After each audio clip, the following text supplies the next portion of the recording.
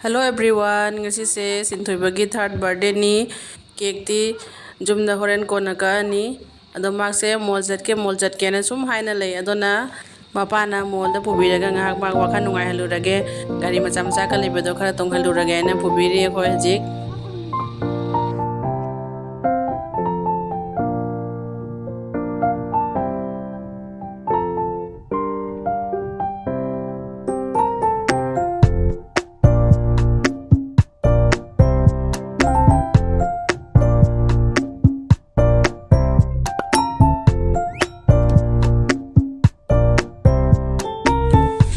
siga lambida durga mandir ama lei aduga su changaga amtang khoiram gi si na khallini mapa ga hainari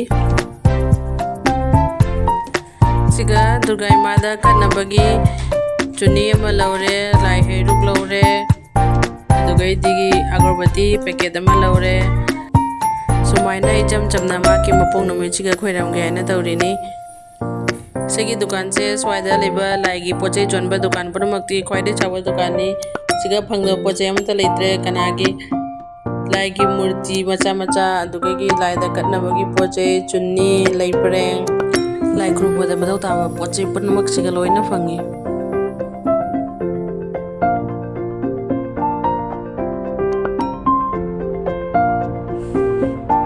mandir su sum yousalae siga leire mandir habado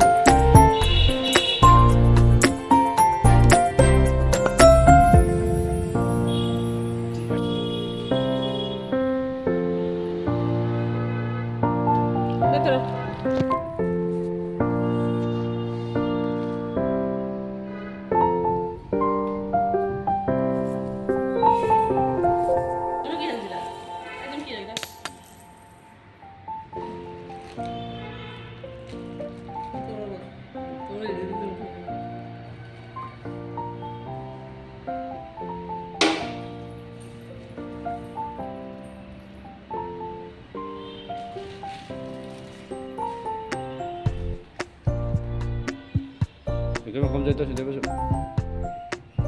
Itu mah jatuh.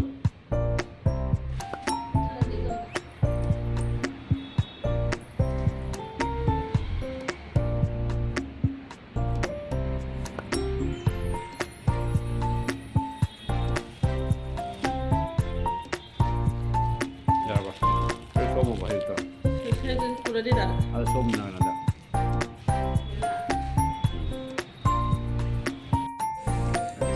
lai khurumba loirabadina mol romda mug haigatle hajik yeuradi yam lapte mol se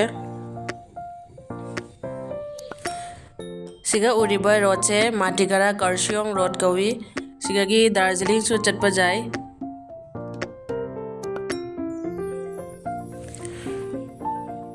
akoina laiba mol se city center kawi city center se siliguri da khwaidagi chawa mol ni haitare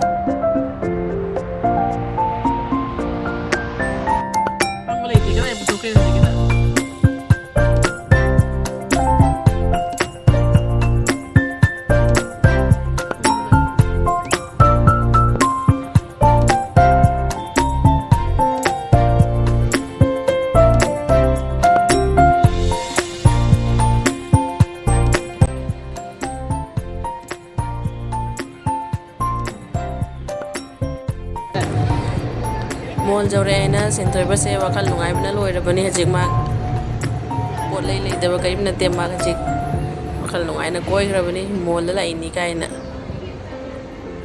makeup ꯇꯧꯅꯕ ꯄꯣꯠꯀꯁꯦ ꯌꯦꯡꯖꯔꯤꯁꯦꯗꯤ ꯃꯥ ꯄꯩ ꯄꯩꯅꯒ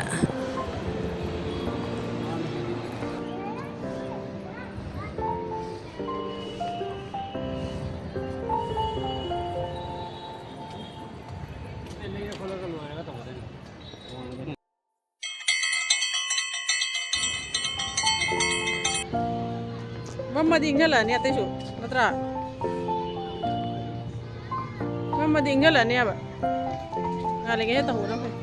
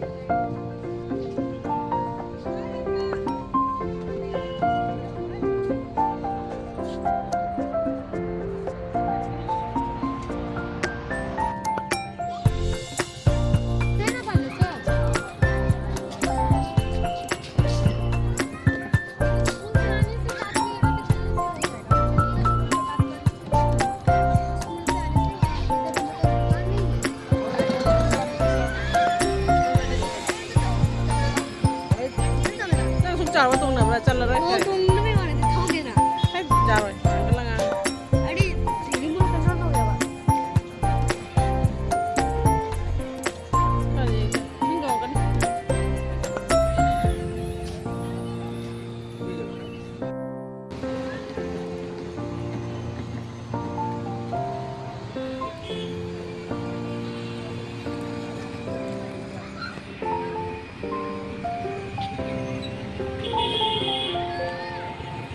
Shinthoiba! Shinthoiba! Dada sing lại đây. Cái gì nữa ơi?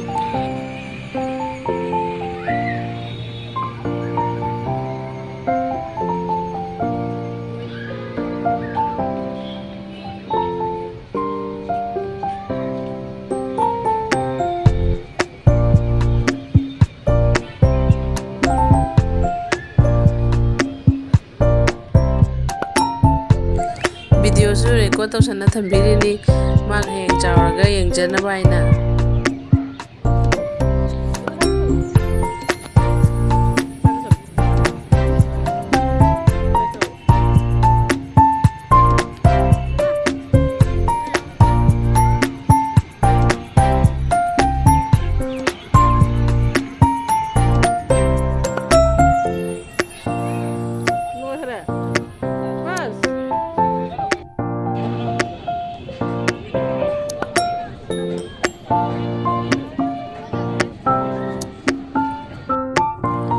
ꯆꯠꯂꯤꯁꯤꯗꯤ ꯃꯊꯣꯟꯇ ꯑꯐꯥꯎ ꯁꯥꯅ ꯈꯨꯠꯀ ꯄꯥꯏꯒꯦꯒ ꯖꯥꯄꯣꯟꯇꯦ ꯐꯟꯅ ꯆꯠꯈ꯭ꯔꯕꯅꯤꯁꯦ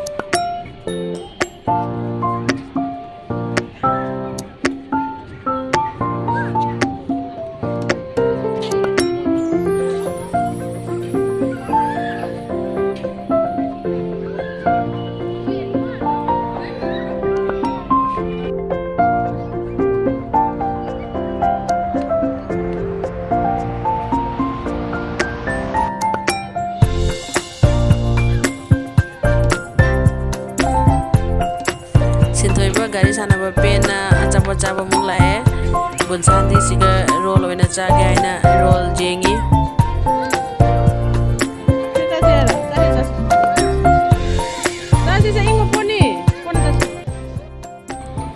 siga angang kharasu reels namnari mare moi siga kanna angang ina sanapot ubada ngaudaba nate maksu sanapot pamgare sanapot jengare bunsandi kha chawrabina haidre hojik siga spiderman ama lebire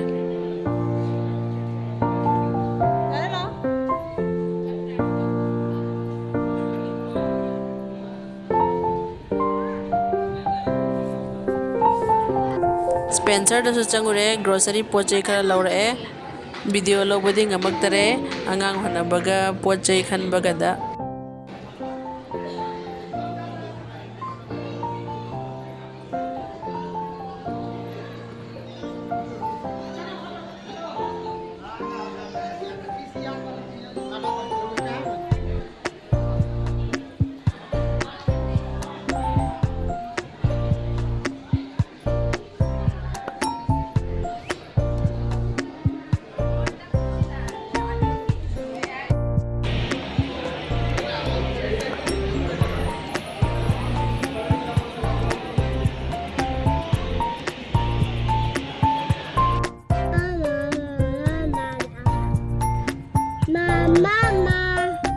Happy boy, happy boy. Moldagisu loina thokle akoi hojik lambidagi cake ama lauraga mabok yauraga punna jumda kakminarani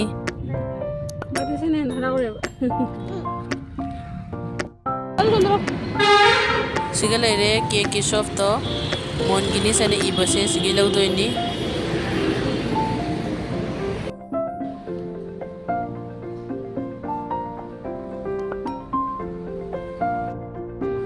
cake sigasu isana apamba mongda ming ihalle hojik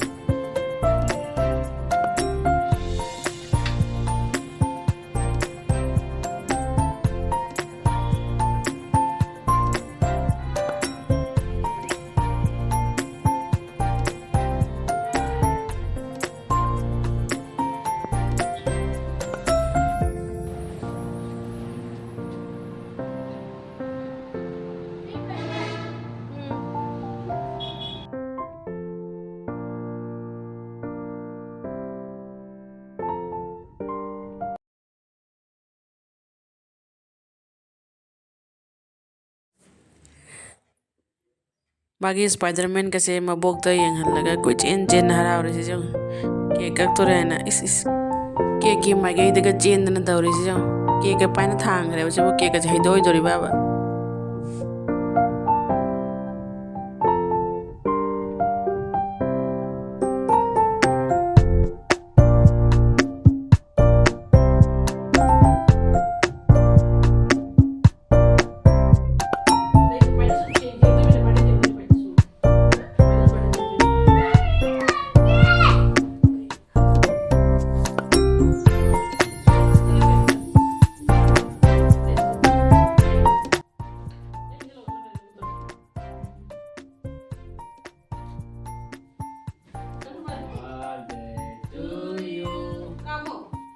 buka mau. Sana. Ah. Happy birthday to you. Happy birthday dear Shinthoiba. Happy birthday to you. Papa.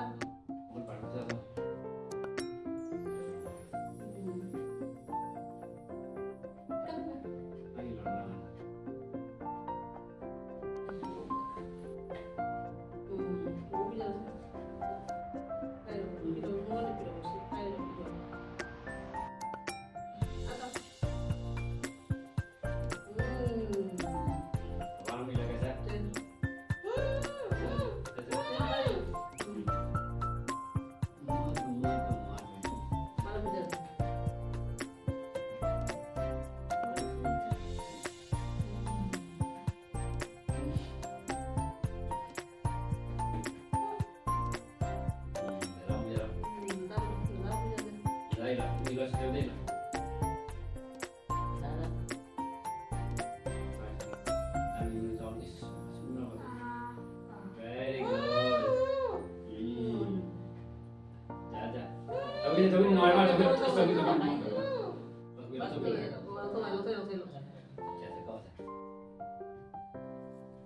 sebagai cheers, sebagai birthday.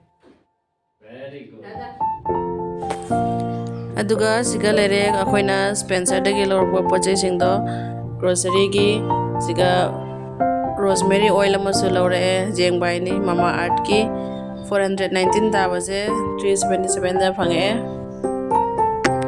ate poche le satu lore suji lore center press ama lore spoon se tarukhak lore hawai makhal amasu siga lere seni akoina lorba poche singdo mamangdadi akoi onion oil on dum season arami adugai di handakdi rosemary and methi dana semu use to gaina lore ni jenge handakdi kamai to gaina semu try tawna sumaina tawna Shinthoibagi third birthday se so loisan kare ngasi mayamna igi video se nungai biragadi like to biramu comment amam thambiramu aduga igi channel se ahanba oina thingnabi bataragadi please subscribe su to biramu.